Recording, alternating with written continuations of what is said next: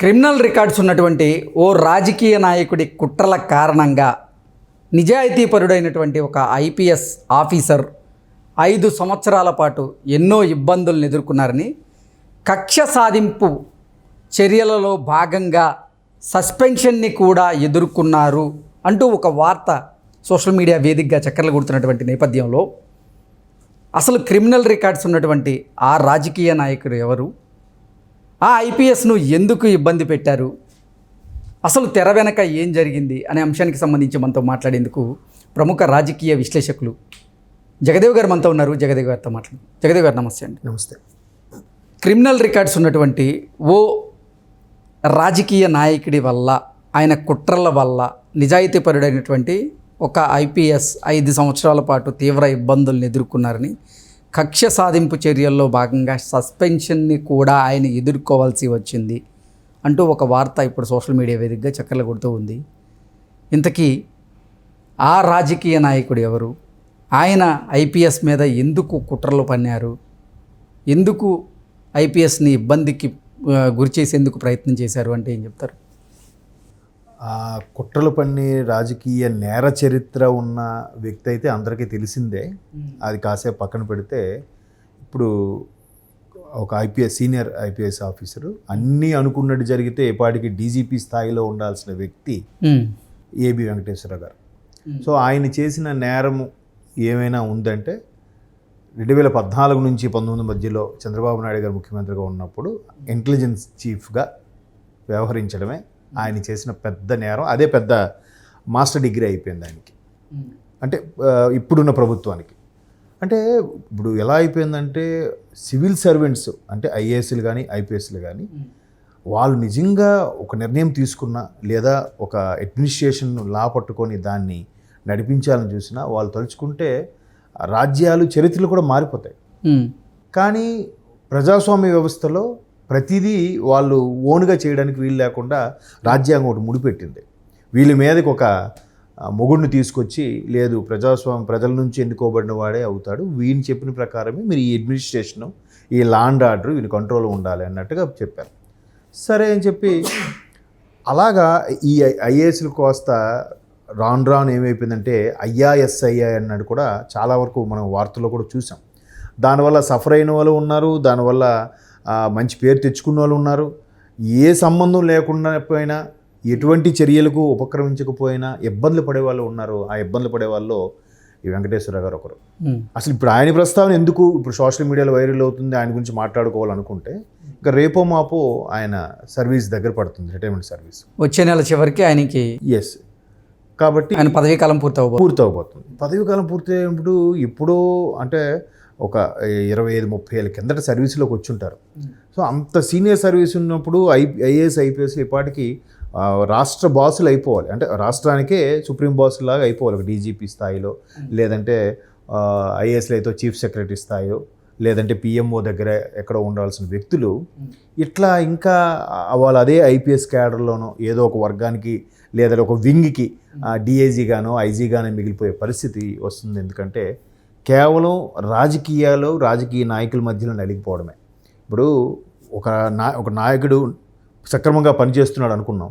ఆ పని చేస్తున్నప్పుడు ఆయనకి సహకరించి, అరే ఈయన మంచి బాసు, బాగా పనిచేస్తున్నాడు, ఇటువంటి వాడికి సహకరిస్తే సమాజం ఇంకొంచెం ముందుకు వెళ్తుందని పొరపాటు సహకరించిన నెక్స్ట్ వచ్చేవాడికి వీడు వాడికి బాగా సహకరించాడు కాబట్టి వీడు వాడి తొత్తు, లేదా వీడు వాడికి ఫేవరు, లేదా ఇలా ఏదో అనుకొని నెక్స్ట్ వచ్చేవాడు ఖచ్చితంగా వాడిని మార్చేసి, లేదంటే వాడికి మార్చకపోయినా వాడిని పొమ్మలు లేక పొగబొట్టేలా చేయడం, ఇంకా ఎక్కువైతే మీరు ఇప్పుడు అన్నట్టుగానే రకరకాల ఇబ్బందులకు గురి చేయడం, లేనిపోని ఎలిగేషన్స్ తీసుకొచ్చి, లేదా గత ప్రభుత్వంలో ఇలా ఉన్నప్పుడు ఇలా చేశారు, ఆ గత ప్రభుత్వంలో దాని మీద జీవో పాస్ చేయకుండానే కొన్ని రూల్స్ అండ్ రెగ్యులేషన్స్ ఫాలో అయ్యారు, కేవలం గత ప్రభుత్వంలో ఉన్న ముఖ్యమంత్రికి మాత్రమే ఇతను అనుచరుడిగా ఉన్నాడు తప్ప డిపార్ట్మెంట్కి అనుచరుడిగా ఎప్పుడూ ఉండలేదు, ఇలాగ రకరకాలుగా. ఫర్ ఎగ్జాంపుల్ ఆ మధ్యకాలంలో మీరు చూస్తే పటాన్ చెరువు దగ్గర ఒక ఎస్హెచ్ఓ అంటే సిఐ ర్యాంక్ అతను కూడా సస్పెండ్ అయిపోయాడు. ఎలా? ఆయన చాలా స్ట్రిక్ట్గా ఉండేవాడంట. స్ట్రిక్ట్గా ఉండడం స్థానికంగా ఉండే కొంతమంది నాయకులకి, రాజకీయ నాయకులకి పడినప్పుడు ఏం చేశారు, ఎలాగైనా ఆయన విరికించాలని చెప్పి ఒక యాంటీ కరప్షన్ బ్యూరో ఏసీబీఓలు ఉంటారు కదా, వాళ్ళకి మెల్లగా ఇన్ఫామ్ చేసి అక్కడ స్థానికంగా ఉండే ఒక ఇద్దరిని, సార్ నాకు డబ్బులు ఇవ్వాలి, లావాదేవీలు కొట్టుకున్నట్టుగా చూపించి అతన్ని కరెక్ట్గా ఏసీబీలు వచ్చేసరికి సార్ ఈ సిఏ గారు మా డబ్బులు డిమాండ్ చేస్తున్నారు అన్నట్టుగా రెడ్ హ్యాండెడ్గా దొరికిపోయేలా చేశారంట. చూడండి, నిజాయితీగా ఉండడం వల్ల కూడా ఆయనకి అది మచ్చ అయిపోయింది. ఇంతవరకు నిజాయితీగా ఉన్నా కూడా ఒక్కసారి అందరూ ఏమంటున్నారు, లేదు ఈయన ఇవాళ రేపు ఎవరు తినట్లేదు అందరూ తింటున్నారు కదా, ఈయన కూడా డబ్బులకు అలవాటు పడ్డాడేమో అని అనేస్తున్నారు. ఆ నిజాయితీ ఇన్ని రోజులు కూడా బూడిలో పోసిన పన్నీర్ అయిపోయాయి.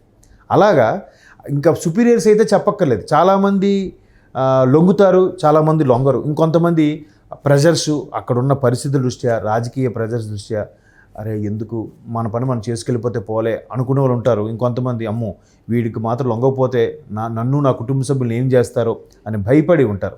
ఇంకొంతమంది లెక్క చేయరు, ఏం చేసుకుంటే చేసుకో, అవసరమైతే ట్రాన్స్ఫర్లు పెట్టుకుంటే పెట్టుకో, దేనికైనా రెడీ అన్నట్టుగా కూడా ఉంటారు. బట్ కొంతమంది మాత్రం ఇట్లా నలిగిపోతూ ఏమీ చేయలేక ఉంటారు. దానివల్ల నెక్స్ట్ ప్రభుత్వాలు మారినప్పుడు ఆ ప్రభుత్వాలు వీళ్ళ మీద కక్ష సాధింపుల చర్యలుగా అవి ఇవి చేయడము, సస్పెన్స్గా ఇచ్చినప్పుడు, ఇప్పుడు ఐఏఎస్ ఐపీఎస్ వాళ్ళకి సస్పెండ్ చేయాలి అని అంటే ఎన్నికలు కూడా అమల్లో ఉన్నప్పుడు ఎన్నికల అధికారి తీసుకున్న నిర్ణయాలు పక్కన పెడితే సాధారణంగా అయితే సస్పెండ్ చేయాలంటే దానికి ఒక ముందు కమిటీ వేయాలి. కమిటీ వేసిన తర్వాత అప్పుడు నిర్ణయం తీసుకోవాలి. ఇవన్నీ సర్వీస్ కమిషన్ ఆధ్వర్యంలోనే వాళ్ళ పర్మిషన్లోనే ఉంటాయి. వాళ్ళు అందుకే జనరల్గా రాష్ట్రాల్లో ఉండే మంత్రులకి వీళ్ళకి ఎవరికి కూడా లెక్క చేయరు.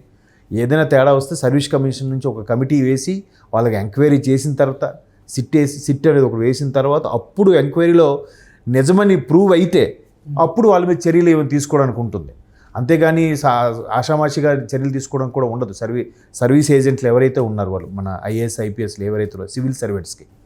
సో ఇప్పుడు ఏబి వెంకటేశ్వరరావు గారికి ఏదైతే గత ప్రభుత్వంలో చంద్రబాబు నాయుడు గారి హయాంలో చీఫ్ ఇంటెలిజెంట్గా పనిచేశారో, చీఫ్ ఇంటెలిజెన్స్ చేసినప్పుడు ఏమవుద్దంటే అసలు ఆయనకి భద్రత ఏ విధంగా ఉంది, ఆయనకి ఏమైనా థ్రెటనింగ్ ఉందా, ఆయన గురించి ఎవరెవరు ఏం మాట్లాడుకుంటున్నారు, ఆయనకి ఎటువంటి ఏ నియోజకవర్గాల్లో తిరిగితే ఎటువంటి సమస్యలు రావచ్చు, ప్రభుత్వ పరంగా ఎటువంటి సమస్యలు రావచ్చు, రాజకీయ పరంగా ఎటువంటి సమస్యలు రావచ్చు అని అవన్నీ మొత్తం క్షుణ్ణంగా పరిశీలించి ఎప్పటికప్పుడు అప్డేట్ ఇస్తూ ఉండాలి.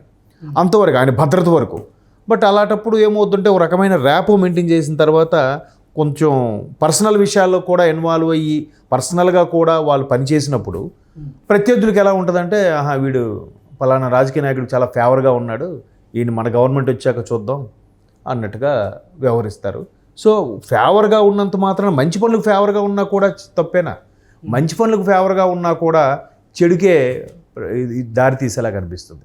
ఇప్పుడు ఆ వ్యక్తి ఎవరన్నా అందరికీ తెలిసిందే. ఆ వ్యక్తి గత ఎన్నికల ముందు ఇలాగే ఒక పోలీస్ బాసు పట్టుకోబోతే చేతి నెక్స్ట్ కాబోయే సీఎం నేనే అన్నట్టు కూడా వైజాగ్లోనే ఎక్కడో సంథింగ్ అన్నట్టు కూడా మనం ఒక వీడియోలో కూడా చూసాం, విశాఖ ఎయిర్పోర్ట్లో అంటారు. ఎస్. సో అలాగ అన్నప్పుడు అంటే ఎంత కాన్ఫిడెన్స్గా ఉన్నాడని నెక్స్ట్ సీఎం అవుతాడని. అప్పుడు అలా అవడానికి కారణాలు ఏంటి? చాలా ఉన్నాయి. అవన్నీ మాట్లాడుకుంటే మళ్ళీ ఒక రోజు పడుతుంది అనుకోండి. సో అలాగా నెక్స్ట్ సీఎం నేనే అవుతాను అన్నప్పుడు ఎవరెవరైతే ఆయనకి వ్యతిరేకంగా కానీ లేదా సిన్సియర్గా పనిచేశాడు కాబట్టి సిన్సియర్గా పనిచేశాడు నేను దొరికిపోయానని భయం కూడా ఉండొచ్చు కదా. ఎందుకంటే జేడీ లక్ష్మీనారాయణ గారి మీద కూడా చాలాసార్లు మర్డర్ అటెంప్ట్ కూడా జరిగాయట, చాలా థ్రెటనింగ్ కాల్స్ కూడా వచ్చాయంట ఆయనకి. బట్ దానికి భయపడలేదు ఆయన ఎక్కడ కూడా. సో అలాగా ఆ జేడీ లక్ష్మీనారాయణ గారు ఎవరు థ్రెటనింగ్ ఇచ్చారో అందరికీ తెలుసు. అలాగే ఇప్పుడు ఎవరైతే ఏబి వెంకటేశ్వరరావు గారు ఉన్నారో ఆయనకి సస్పెన్షన్ వరకు వెళ్ళి ఆయనకి నానా రకాలుగా టార్చర్ చేసి డీజీపీ స్థాయిలో రిటైర్ అవ్వాల్సిన వ్యక్తి ఒక 5 ఏళ్ళు అటు ఇటు లేక సస్పెన్షన్లు ఆ కమిషన్లు ఫేస్ చేయలేక ఆ ఎక్స్ప్లెనేషన్ ఇచ్చుకోలేక ఇన్ని ఇబ్బందులు పడే ఉన్నది ఒక రకమైన మానసిక వ్యధ కదండి. ఐఏఎస్ ఐపీఎస్లు అంటే ఆషామాషికి ఇవ్వరు. వాళ్ళు ఎన్నో రోజుకు సుమారుగా 16 నుంచి 18 గంటలు కష్టపడి టెస్టులు రాసి వచ్చిన ర్యాంక్ బట్టి సాగ్రిగేట్ చేసిన తర్వాత వచ్చిన పొజిషన్ బట్టి వాళ్ళు ట్రైనింగ్ అయ్యి అప్పుడు సొసైటీలోకి వదులుతారు వాళ్ళని. అటువంటి వాళ్ళు ఎంత కష్టపడి చదివి ఇన్నేళ్ళు సర్వీస్ చేసిన వాళ్ళు ఒక్కసారి 5 ఏళ్ళుగా గద్దెనెక్కు వాళ్ళని శాసిస్తుంటే అసలు చూడండి, ఒక్కోసారి అలాంటప్పుడే ప్రజాస్వామ్య వ్యవస్థ మీద కొంచెం బాధ అనిపిస్తుంది. అంటే ఉండొచ్చు ప్రజాస్వామ్యం నిజంగా ప్రజలతో ఎన్నుకోబడితేనే సక్రమంగా పరిపాలన ఇవ్వచ్చు, కానీ అంత కష్టపడేది ఎన్నో వందల వేల పుస్తకాలు చదివి ఈ స్థాయికి వచ్చిన వాళ్ళు వాళ్ళ సలహాలు సూచనలు తీసుకుని కూడా పరిపాలిస్తే బాగుంటుంది కదా. అలా ఉండదు. మేము చెప్పింది జరగాలి, మేము ప్రజాస్వామ్యంలో ఉన్నాం కాబట్టి మా కింద మీరు అణిగిమణిగి ఉండాలి అన్నట్టుగానే బిహేవ్ చేస్తున్నారు ప్రస్తుత రాజకీయ నాయకులు. బట్ ఆ పేరు చెప్పగానే చెప్పొచ్చు నేర చరిత్ర ఉన్నవాళ్ళు. నేర చరిత్ర ఉన్న వాళ్ళే ఏ కోర్టు అయితే వాళ్ళకి అరెస్ట్ చేయించిందో, ఏ కోర్టు అయితే బెయిల్ మీద అతనికి బెయిల్ ఇచ్చి బయట తిరగమని చెప్తుందో అదే కోర్టు ఎక్కడుండాలో డిసైడ్ చేసే స్థాయికి వెళ్ళాడు ఆయన. కర్నూలులో ఉండాలి హైకోర్టు. సో మరి అలాంటి నాయకులు ఉన్నప్పుడు ఏబి వెంకటేశ్వరరావు లాంటి సిన్సియర్ ఆఫీసర్లు